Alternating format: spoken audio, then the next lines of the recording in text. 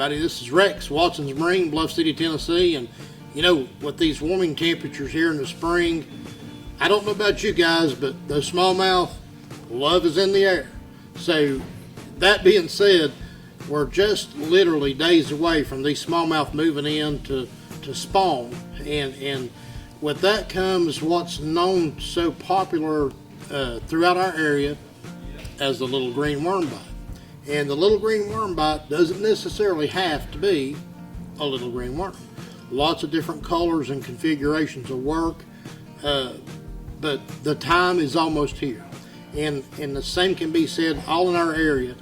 If you're going to concentrate on smallmouth, these small finesse worms fished with a Texas rig or on a shaky head rig, as it's the order of the day.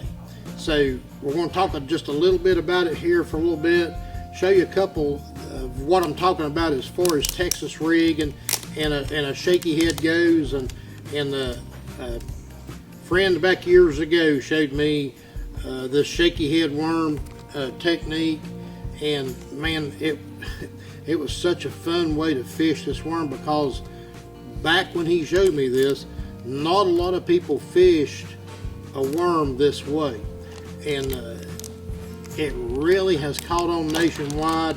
It's become one of the most popular ways to fish a finesse worm. But what a shaky worm is basically a hook with a lead head molded onto it. There's lots of different manufacturers. There's lots of different types of shaky heads to use. This particular one is my favorite. It's made by Owner Hooks, and I like it just because of the ease in rigging it. So you'll get a better look here in a minute, but you've got this screw lock coming out of the head of this lead.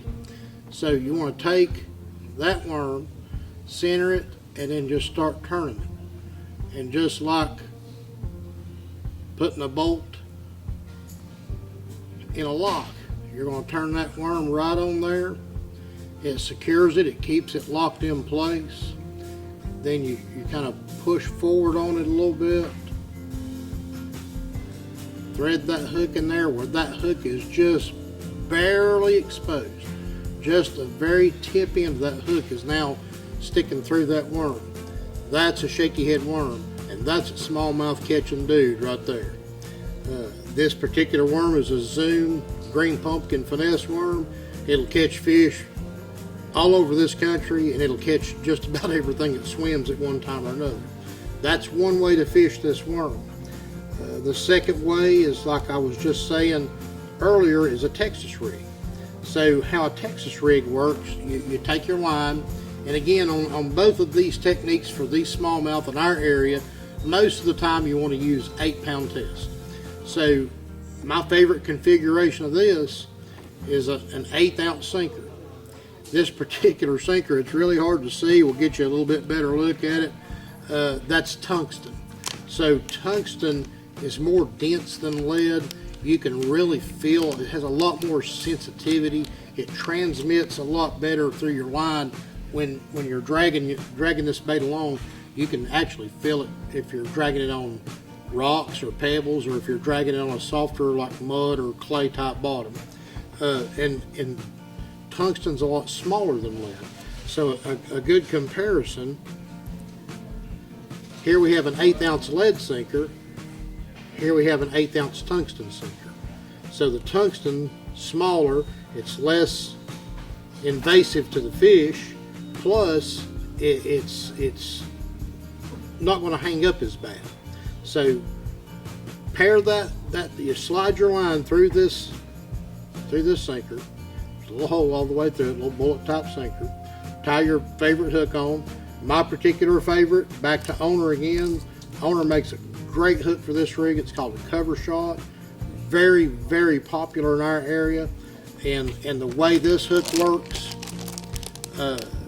it has a little small keeper on the shank of that hook that keeps that worm in place. So if you drag it through some brush, or if you kind of get hung up or twitch it or whatever, it's going to keep that worm hanging nice and straight on that hook, and that is a really big key on catching these smallmouth.